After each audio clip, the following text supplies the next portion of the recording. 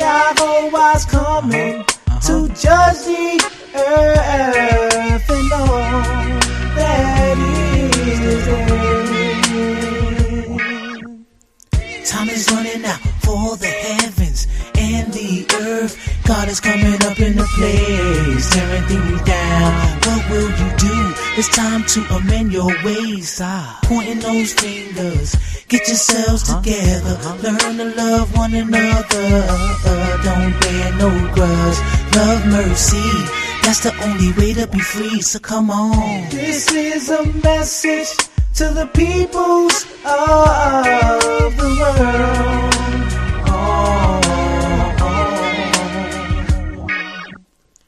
Yahweh's coming to judge the earth and all that is there. Just because you think you right, don't make you righteous. God only knows and he'll judge. Just because he's the master of all our souls. Stop pointing those fingers, get yourselves together. Learn to love one another. Don't bear no grudge. Love mercy, that's the only way to be free.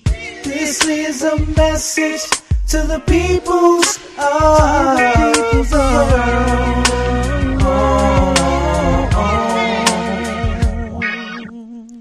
Yahweh's coming to judge the earth and all that is there. It's time to face our God and do things right. Baruch Hashem, Shel Yahweh, Eloheinu, King of all our lives. Brothers and sisters, get yourselves together. Learn to love one another. Don't bear no grudge. Love mercy. That's the only way to be free. This is a message to the peoples of the world.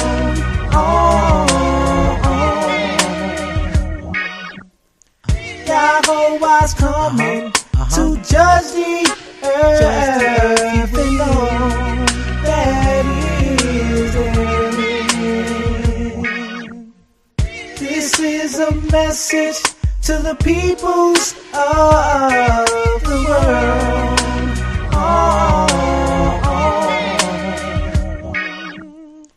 Yahweh's coming to judge the earth and all that is there. This is a message to the peoples of the world.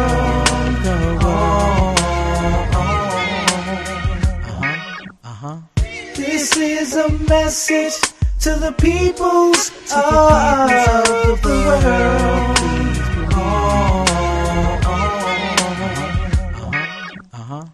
Yahweh's coming to judge the. Yahweh's coming to judge the earth and all that is there. This is a message.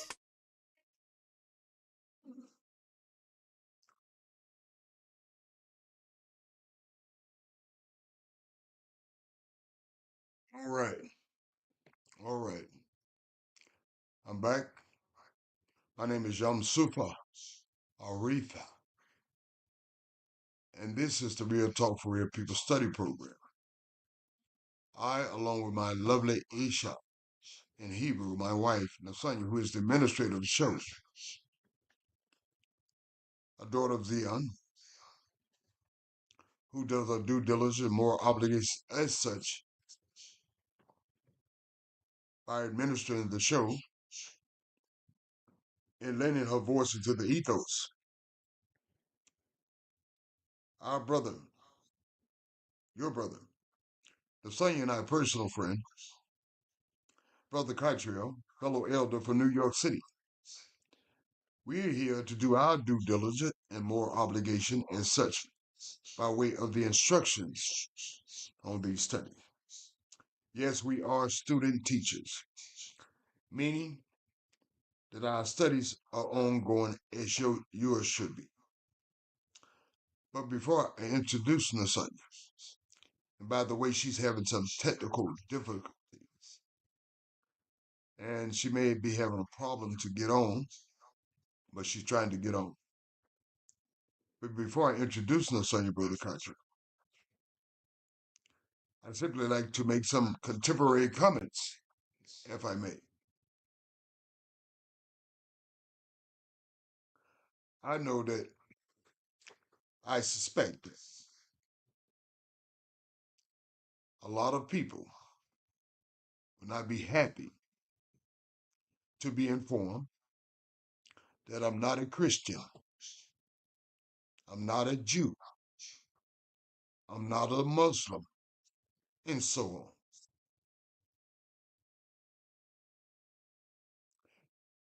But I am, as most fellow students, a brother, the original people, the scattered people throughout this universe.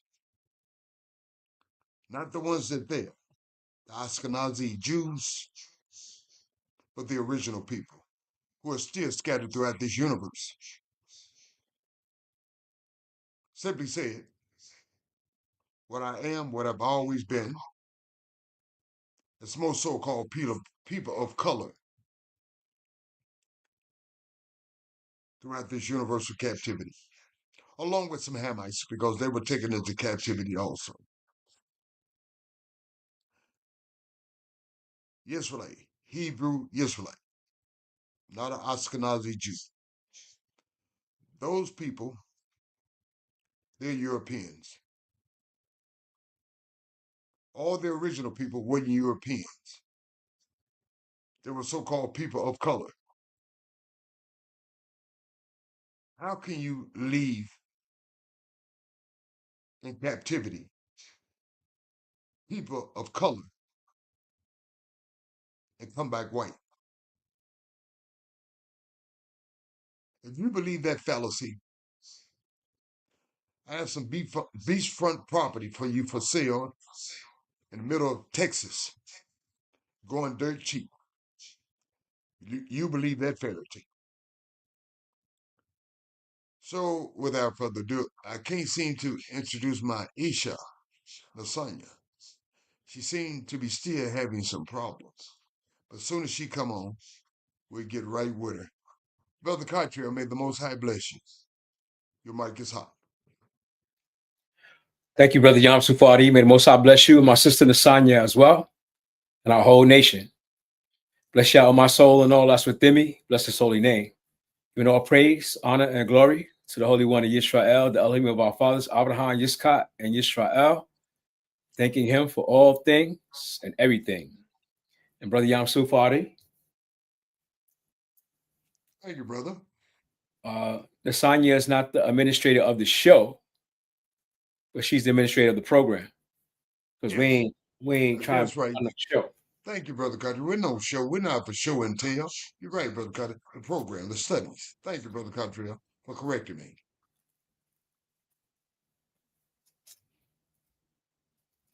Anything in addition, my brother and friend? Praise y'all. No, sir. Thank you, brother. I'm very appreciative, Brother Carter. Fellow students, here's how the studies will go tonight. The format, I'll be beginning in a new song or prayer in the book of Tehillim. You may be unfamiliar with this book, but the actual name for this book is Tehillim, not Psalms, the Greco-Roman name. 120. Plea for relief from bitter foes. Gives you the cause and effect in the format, in the structure. Brother Cottrell, on the other hand, will be concluding the studies in the book of Devarim.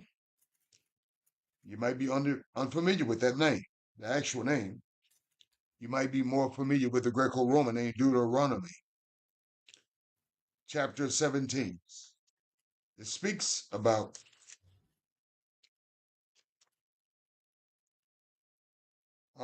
principles governing our kings. And a continuation, justice must be administered. So I think my lovely Isha, Lasanya, has made it on. Let me bring her on stage. Let me open up her mic. Lasanya, may the Most High bless you. Okay. Can't open up her mic. I guess she has to unmute her. Lasanya, Hello. you're on stage. There she go. There she go. There you go. Lasanya, may the Most High bless you. Your mic is hot. Hello. Can you hear me, Yamsu? Loud and clear. Can you hear me, Hey, Lasanya? shalom, shalom, family. All praises to the Holy One of Israel. Happy to be back. I hope everybody had a safe weekend. We back, getting to the program. All praises, all praises. All praises, Lasanya. Brother Country and I, we're pleased to have you back. And I can suspect that the other students are pleased to hear your lovely voice. Thank you, Lasanya. May the Most High bless you. So without further ado, students, let's get started. Teely Hymn 120. Plea for relief from bitter foes. The structure and the format. This writer. Who does the writer call for in his or her moment of distress? Here's the format. They don't cry to the government. They don't cry to the local government. They don't cry to the mom and dad and sister and brother. They don't cry to Yamsu. That's where they shouldn't, because none of those entities can solve any of their problems. So their reliance on who can solve their problems. And so they address who they can solve their problems too. In my distress, I cry to Yah. That should resonate with you, students. If you're in any distress, you should be crying out to Yah. And he says, and he hurt me. He says, stanza 2, deliver my soul, which is a key component of your body, your soul. And he says, all should be reminded of the fact our soul is significant. Oh, Yah, what do we want deliverance from? We've all been victim to this. From lying lips. In conjunction with that, a deceitful tongue. Certainly in this universal captivity. Stanza 3. What shall be given to you? Or what should be done to you? You false tongue. What are you saying? What are you going to get out of it, so to speak? How is it going to benefit you? It's not going to benefit you to have lying lips nor deceitful tongue. You're going to reap what you sow, so to speak. Stanza 4. Sharp arrows of the warrior with coals of the broom tree. Nothing. You're going to basically reap what you sow.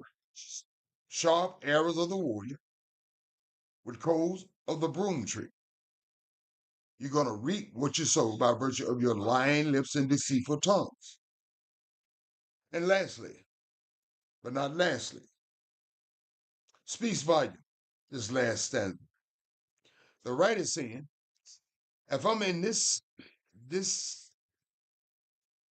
construct, it's not going to be beneficial for me. And he says, stanza 5, woe to me that I dwell in Misha, meaning Japhites, among the Japhites. Woe to me if I dwell among the Japhites, that I dwell among the tenth of the Kedar, Ishmaelites. These two entities. And so be careful in this universal captivity. If you simply want to hang out with the Japhites, you want to hang out with the Ishmaelites, it's not going to work for you. You're not either one of them. He says, woe unto me that I dwell in Misha, among the land of the Japhites. Certainly, we can attest to that fact in his universal captivity. The evidence speaks for itself. That I dwell among the tents of Kedar. We can attest to that fact also in his universal captivity. He says, in reference to this, stanza 6, and this how he describes them in Misha, in the tents of Kedar.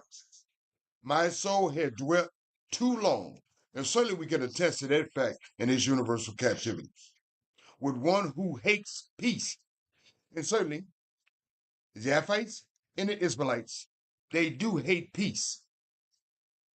He says, in reference being a Hebrew Israelite, or simply an Israelite, as should be. Stanza, the last stanza. I am for peace. But when I speak, they are for war. They're warlike people. The Japhites and the Israelites. My soul has dwelt too long among them. Simply mean I need to be among my own kind, which we should be longing for, especially in reference to this universal captivity. Praise Yah, bless the writer. Lasagna, beloved, any comments on the commentary? No, none at all. Thank you, Yamsu. Thank you, Lasagna. Thank you, Lasagna. Brother Cartwright, any comments on the commentaries? All praise to the Holy One of Israel for the writer of the song,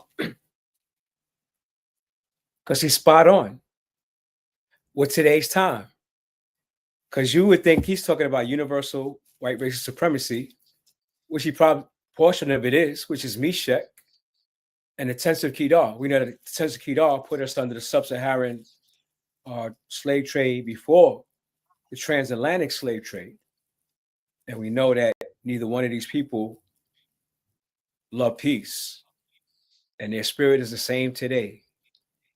But are we responding to the situation like he is? Because we're in distress too. Are we crying to Yah? Is Yah hearing us when we cry out to him? Will Yah deliver our soul from the man that speaks forked tongue, lying lips, and a deceitful tongue? How long are we going to trust these people? Because we know who they are. And we know it's waiting for them. Yah said sharp arrows of the mighty and coals of juniper. Those are a description of the weapons they have today in a metaphysic way. Because their arrows today are fiery. They call them bombs. Praise Yah and bless his holy name. Thank you, Brother Cartwright. Thank you, Lasagna. Fellow student, as promised, my dear friend, Brother Cartwright, we're proceeding on to the study in the book of Devarim, chapter 17. Brother Cartwright and Lasagna, fellow students, may the Most High continue to shower his favor upon you with his love, mercy, kindness, and may he continue to enlighten you with his light, wisdom, and understanding, and humility. Praise Yah and bless his holy name. Brother Cartwright, dear friend, you have the mic. Thank you, Brother Yamsu Fadi, and may the Most High respond to your words with favor. Praise Yah.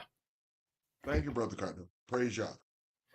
Give thanks and praise to the Holy One of Israel for our great prophet Moshe, who gives us a glimpse into our history, our past, our culture, our nationality, our ethnicity, and the codes and regulations that we're supposed to live by.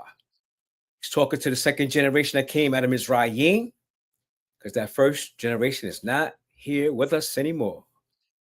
So Moshe goes on to say in the 17th chapter of the book of Devarim, the book of his words, you shall not sacrifice unto Yah your Elohim any bullock or sheep wherein is a blemish or any ill favoredness, for that is an abomination unto Yah.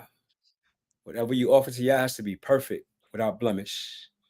If there be found among you with any of thy gates, which Yah your Elohim gives you, man or woman, that have brought wickedness in the sight of Yah your Elohim in transgressing his covenant, because we all under the covenant, and have gone and served other deities and worshiped them.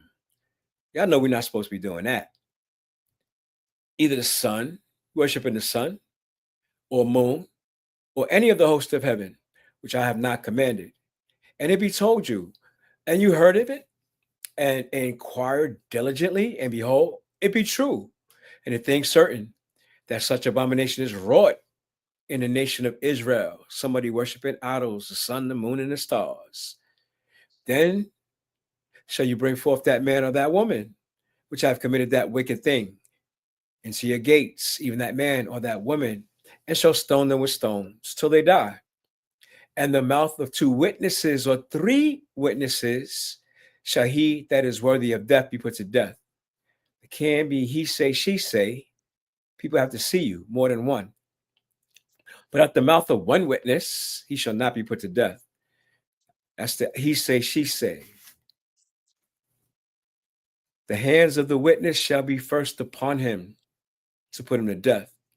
So if you're bold enough to say and make accusations that you saw somebody do something, you're an active participant in the justice process, because you have to stone that person if you saw him do something that's worthy of death. And afterwards, the hands of all the people. So it ain't just you by yourself. Everybody that's in that town or that city or that village, they have to come forth and participate in that justice part as well. Cartrell, dear Yes. friend, if I may interrupt you for a minute, I like this justice system better. This You like it justice better? system, yeah, I like it better because he says, he said, and what I think does not predicate. Right. What you think, you have to witness. You cannot put allegation out on people without witness. You must be a first-hand witness, and 2 or more witnesses have to verify what you said, not speculation. Thank you, Brother Country. And those witnesses are the first one to throw stones. Exactly. So you shall put the evil away from among you. If there arise a matter too hard for you in judgment between blood and blood, that's brother and brother, between plea and plea, his word and my word, and between stroke and stroke, he punched me, I punched him back, between matters of controversy within your gates, then you shall arise and get thee up into the place where Yah, your Elohim, shall choose. That's the temple in Jerusalem. And you shall come to the priests, the Levites, and unto the judge that shall be in those days, and inquire. And they shall show you the sentence of judgment. And you shall do according to the sentence which that of that place, which Yah shall choose, shall show you. And you shall observe to do according to all that they inform you, according to the sentence of the law, which they shall teach you, and according to the judgment which they shall tell thee. You shall do. You shall not decline from the sentence which they shall show you, to the right hand or to the left hand. And the man that will do presumptuously and will not hearken to the priests that stand to minister before Yah, your Elohim, or to the judge, or even to the man, that man shall die. And you shall put away the evil from Israel, and all the people shall hear and fear and do no more presumptuously. When you're coming to the land, Brother go ahead. Cartrell, Yes. I like that, dear brother, dear friend. I like that. It puts aside a lot of controversy and speculation. If you got 2 brothers at all against one another, and can nothing be determined, then they go before the priest, the high priest. And the high priest cried out to the Most High to get the right answer. See, it puts aside a lot of clouds of controversy, Right. which that settles on a nation. Hello. It clears up the matter, and if the person is not willing to humble themselves before the ladder instructions of the Most High, then they got to answer for it. It's in the ladder. That's right. And the West has copied that system. They just don't call it priests. They call them magistrates and judges. So if I have a dispute with you, I go to the civil court. Yeah, so-called Supreme Court. That's the highest court. Yeah. Mm-hmm. But they have lower courts where you can appeal and all that. Mm-hmm. But This is the system that we had to abide by. You had to go to the priests or the judges. In the 14th verse, it says, when you are coming to the land which Yahweh Elohim gives you, and shall possess it, and shall dwell therein, and shall say, I will set up a king over me. Because you know we want kings, somebody lead us, right? Exactly. Like as all the nations that are round about me, you shall in any wise set him king over you, whom Yahweh Elohim shall choose, not of your own choice. It ain't no election. The Creator got to choose him. One from among your brethren shall you set king over you, not a foreign person, not some alien from another nation. One from amongst your own people. You have to set him king, that you may not set a stranger over you, which we got now, right? We got strangers. We vote for strangers, governors, mayors, senators, congressmen. And do they have our interests at heart? No, brother. The fact speaks for itself. The evidence speaks for itself. Right. So the strangers that rule over us, they will never have our interests at heart. So we need our own leaders. Yeah. Brother Cottrell and Nasanya and fellow students, even in personal endeavors, not only their judges, I've had experience with this so-called law enforcement coming to handle matters for me, and they lie. And did it shock me? At the time it did. But when I thought about it, and when I studied about it, that's what they do. They got lying tongues and they're deceitful. And they're not here for our best interests. They're here to meddle, to confuse, to lie, to separate, and to keep us at odds against one another. They're not our friends. And I'm speaking from personal experience. And on much more occasion than that. So, Brother Cottrell, what you just shared in the study, the evidence speaks for itself. And the fact that the nation of Israel had a king and not a democracy like modern day Israel, which is a Western nation, where is their king? Where's their royal seed? We had a king. Our first king was King Saul. Then we had King David, then King Solomon. And the list of king goes on. But do modern day Jews have a king? No, they do not. Y'all said when you said a king over you, it has to be your brother. But he shall not multiply horses to himself, nor cause the people to return to Mizraim, to the end that he shall multiply horses. For as much as Yah has said to you, you shall henceforth return no more that way. Don't go back to Mizraim. Don't go back to Egypt. They ain't got nothing for you. Neither shall he multiply wives to himself. I guess King Solomon didn't get the memo. Didn't follow the instructions. And as far as the horses, Brother Cottrell and Nasanya, fellow student, he's talking about enriching themselves and pushing a military agenda. Right. So the king couldn't focus on being militarily mighty. He couldn't focus on being a Don Juan, having multiple wives. He had to focus on his mission as king of the nation. It says that his heart turned away, because women will turn your heart away from the Most High. You know that. You better believe it. It happened to Adam, first man. It happened to the strongest man, Shimshon.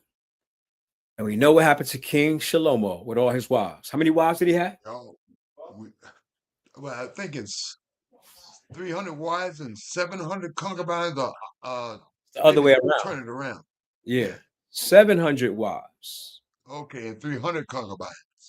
There's not even 700 days in a year. How many days in a year? How are you going to service all them women? I don't know. He must have did something, because I don't even know if he remembered every one of their names. But he was a wise man, the wisest man that ever lived. So he probably amazed them. He probably knew every one of their names. But they corrupted him, which is why Yah said a king in Israel should not multiply wives to himself, that his heart turned not away, which happened to King Solomon. His heart kind of sort of turned away. Neither shall he greatly multiply to himself silver and gold. It shall be. as I spoke. Yeah, silver and gold. Because that's the stuff that corrupts you. The more you got, the more you want.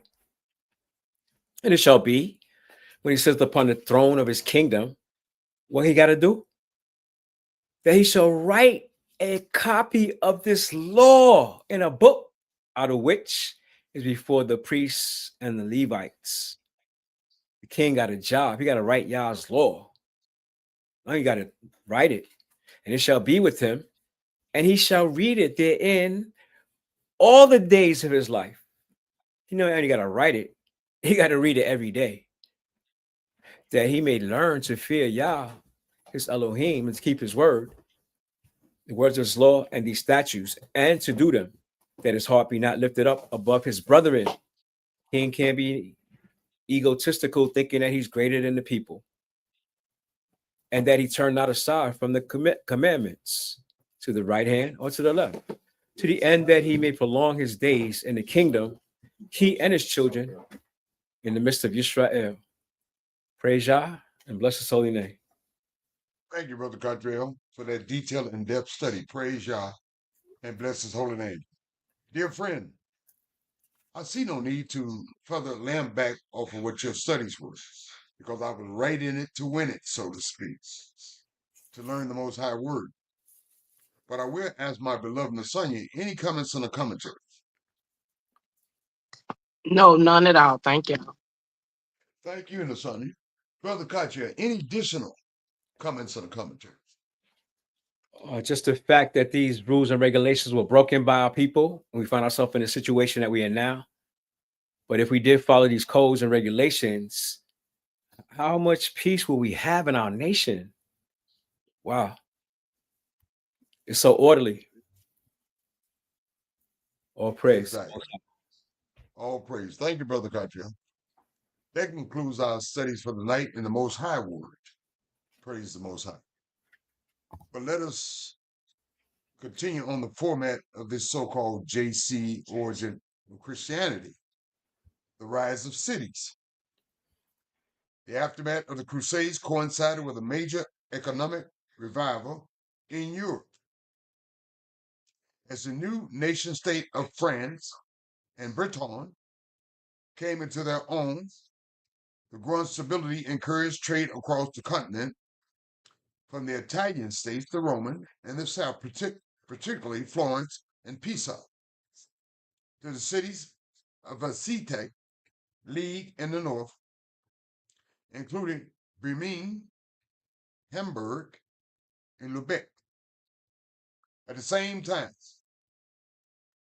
the decline of Constantinople, the Roman, created a temporary vacuum in the trade with the Islamic Ottoman Empire, Ishmael, a vacuum that the mercantile cities of Venice and Ionia rushed to fill. By the early 14th century, Venice had all but replaced the Byzantine Roman rump state as the principal European conduit to trade with the Ottomans, Ishmael. Vast wealth poured into the city, laying a financial foundation for the part Venice was destined to play in the Renaissance. Innocence grand design. The heyday of the Latin Roman Church began with the Fourth Lateran Council of 1215, convoked by one of the greatest of medieval popes, Innocent III, 1198 through 1216. Innocent wanted to forge a church that would rule over society, mind control, in almost every aspect. As I always say, universal white race supremacy controls every aspect of your life, law, politics, sex, you name it, our code. That's what's designed. As a result, the role of the priest in this so-called church changed from being mere sacramental prevails to true pastors, actively serving the community of their parishes. Only the ablest teachers were appointed at cathedral schools, and bishops were held accountable for the inspirational quality of sermons preached in their diocese. Rising prosperity also fueled a rapid growth of population and steady decline after the fall of the Roman Empire. The military Roman Empire is still in control, not by the military empire, across Europe, and they're still in control across Europe, even in these United States of America. Forests and marshlands were cleared and drained to make room for new settlements, which in time would emerge as cities in their own right. All these developments produced a degree of economic activities that, by some estimates, would not be surpassed until the 19th century. The Magna Carta. I know some of you may have heard about it. Social movements were reflected in political changes as well, following an ill-fated showdown with Innocent III, the Pope, and the loss of Normandy after the Battle of Bouvines. I told you they're militaristic, 1214. England's so-called King John was compelled to sign the Magna Carta, which greatly curtailed the virtual unchecked power of the monarchy. Yours, Frederick II of Hesse-Staufen dynasty was forced to grant considerable autonomy to principalities under his sway. The key engines of economic growth, as part of that economic growth, had become the mercantile cities.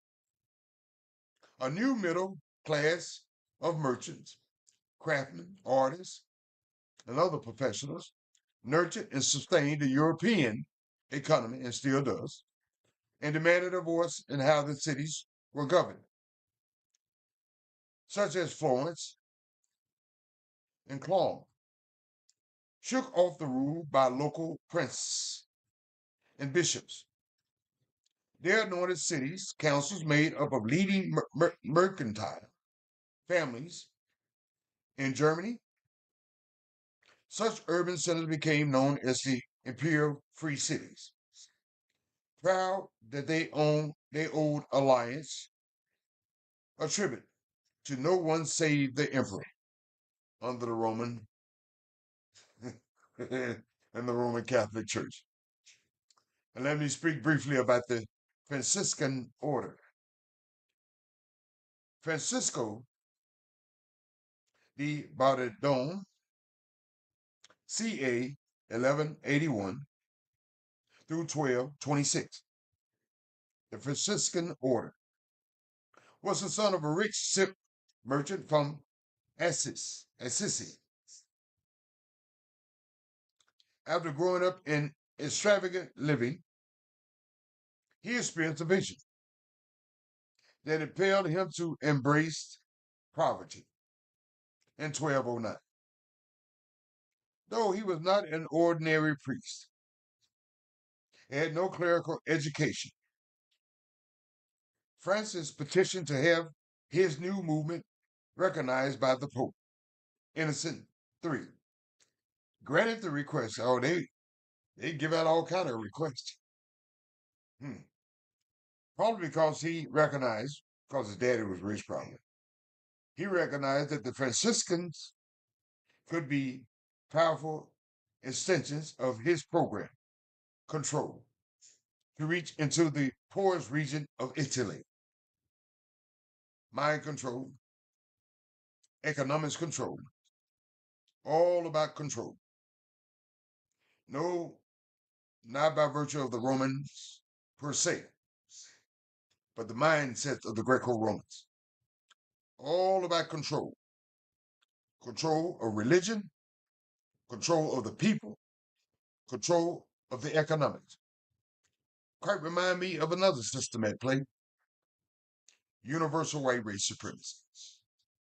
Oh, it's true. You can get mad all you want, but the evidence speaks for itself. I'm going to conclude the studies tomorrow, and I'll pick up tomorrow the rise of scholasticism. The rise of scholasticism. Ooh, man. Using Aristotle and all those kind of fellows, Greek guys and Roman guys. You better do your studies. That's all I can tell you. Don't get hoodwinked and run amok. Brother Cottrell, dear friend and brother, any comments on comment? No, Lasagna, beloved. Any comments on a comment? No, none at all. Thank you. Thank you, Lasagna. Brother Cottrell, dear friend, any comments on a comment?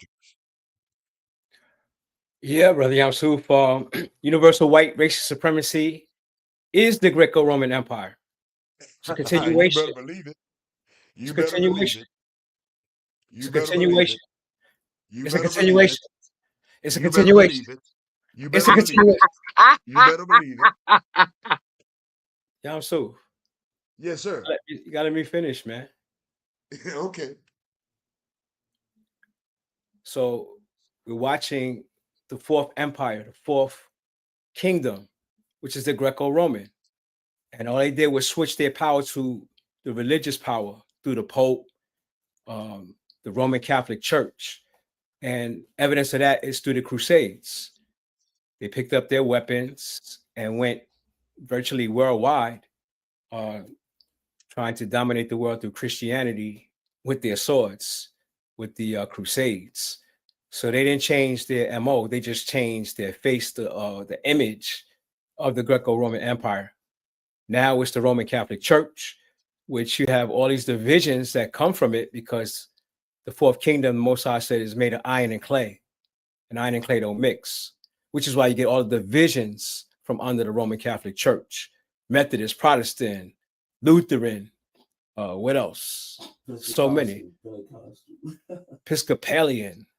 So all these divisions come because of this Greco-Roman Empire. Praise Yah and bless His holy name. Well, Brother Cottrell, dear friend, don't forget the Baptists, the Church of God in Christ, and all them, so on and so forth. Jehovah Witness, Seventh-day Adventists. Don't forget them. Zion. Angelic ones. You got the Mormons and okay. How y'all get so many All of them, divisions Brother out of one book? All of them, my dear brother. Yeah, but it's all one system. The Greco-Roman, the fourth kingdom that Nebuchadnezzar saw in his dream, one statue. We're in the feet part right now, iron and clay. So watch out for that stone, because the stone is going to smash the feet of this statue that we in right now. So Yah's waking up his people. And the Greco-Roman Empire, they know they're on their last leg, which is why you see them in desperation. All these billionaires, they trying to go underground and build bunkers and go to Mars and the moon and build space stations, and they bugging. They think they're going to escape Yah's judgment, but they're not. Thank you, dear friend. And they're not. Well, Brother Cottrell and Lasagna, fellow students. Lasagna, although it was difficult for her tonight, but that's how life is. Sometimes it's difficult. But she didn't let up, as we all shouldn't let up. She has done her due diligence, moral obligation as a sister, a daughter of the nation, by way of her comments and her commentaries, as a daughter of the nation should be doing, to some extent, shape, form, and or fashion. Not necessarily on a radio program, but by helping programming your children.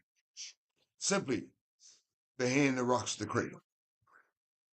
Brother Cottrell and I, nothing special other than elders who have been duty bound and more obligated by way of the Most High, as all elders should be duty bound and more obligated by way of the Most High, to instruct the nation, as we have done. The son, your brother Cottrell and I, to some extent, shape, form, and a passion. Not necessarily on a radio talk program, but the best you can with what you have. That being said, fellow students, Lasagna Brother Cartier and I, we're humbly honored to have an opportunity to share in these studies with you. But fellow students, it's incumbent upon each of you to do your due diligence, moral obligation to this extent. Study the Most High Word. Even write them down. Meditate on the Most High Word. Trust in the Most High Word. Cry out to the Most High Word by reference of His Word. And simply say it. Let the Most High Word be your footsteps and your pathways. And the Most High Word only. Fellow student, as Brother Cottrell mentioned, some of us think we can bug out. No, you can't bug out. You got to stay in. So what are you going to be in with? The in crowd? I strongly advise and suggest that you don't. You be with Yah's crowd. Because the Most High Word's going to work in spite of what you think. Because it's working. Look at it. The universe is working. Look at it. The animals is working. The trees, the flowers, the insects is working. But for you, your reliance is everything I mentioned. Should be is everything I mentioned. Trust in the Most High. Because the Most High Word works, is working for you individually. It works if you work it, apply it, activate it. Praise Yah and bless His holy name. Hallelujah. Give it the cat. Fellow students, I will now ask my lovely Isha, Lasagna, to make her closing remarks and good nights. I will ask Brother Katra, our dear friend, Lasagna and I, to make his closing remarks and a good night and close it out for the night. Praise Yah. Lasagna, may the Most High bless you. Your mic is hot. See Brunson dribbling less tonight.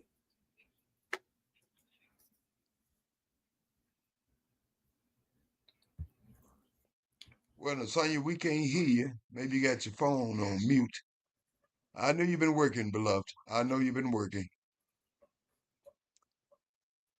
Okay, she's trying. I hear her down in the studio, but I can't hear her up here. Brother Cottrell. Okay, hold on. I got you. Hold on, fellow students. Let me put it back on the stage. All right, Lasagna, may the Most High bless you. Your mic is hot. Thank you. Shalom and good night, family. You see my beloved putting in the work? She's still administrating, still doing her part, her due diligence, moral obligation. Y'all so much. Thank you. My pleasure. Thank you, Lasagna. It's a pleasure working with you and Brother Cottrell. Brother Cottrell, you have the mic. Shalom and good night, family. Thank you, Brother Cottrell. Shalom and good night, family.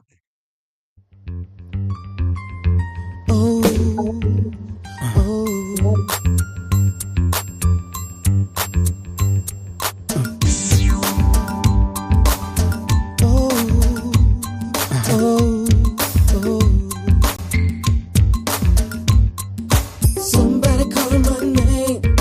I went down to see. Heard at least one voice calling down at me.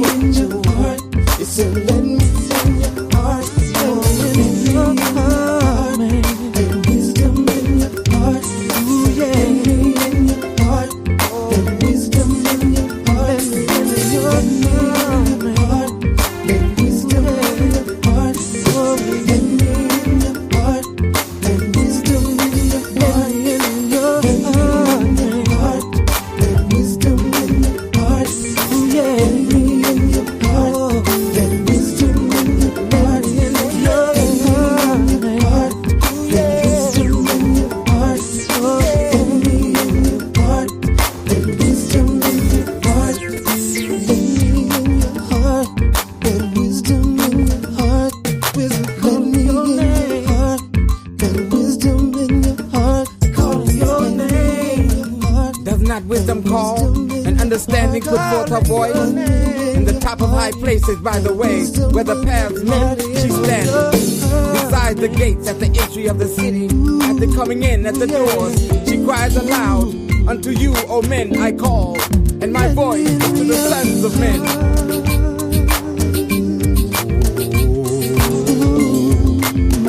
O ye thoughtless, understand prudence, and ye fools, be ye of an understanding heart.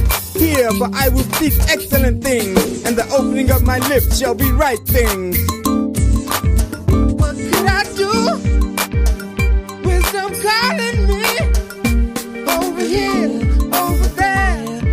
Seems like everywhere. Only in the heart, in the night, wisdom in your heart. Ooh yeah, in the night, wisdom in your heart. I just can't do without it.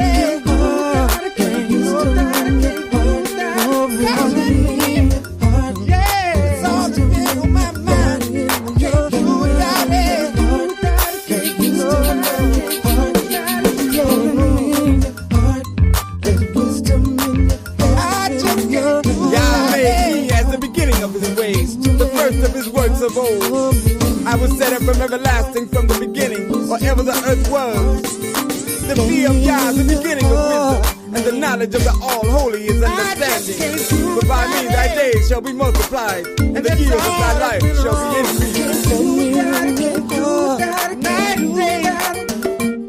That's all that's been on my mind. Hey, you gotta do. Can't do without it. No. Can't do without it. Can't do without it. Can't do without it. And that's all that's been on. Oh, wisdom. Oh, yeah. Said I want you. Now therefore, I need you. Ye children, hearken unto me. Stay with me. For happy are they that keep my ways. Hear instruction and be wise, and refuse it not. Happy is the man that hearkeneth to me, watching daily at my gates, waiting at the posts of my doors. For whoso findeth me findeth life, and obtaineth favor of Yah. But he that misseth me wrongeth his own soul. All they that hate me love death. Love death. Love death.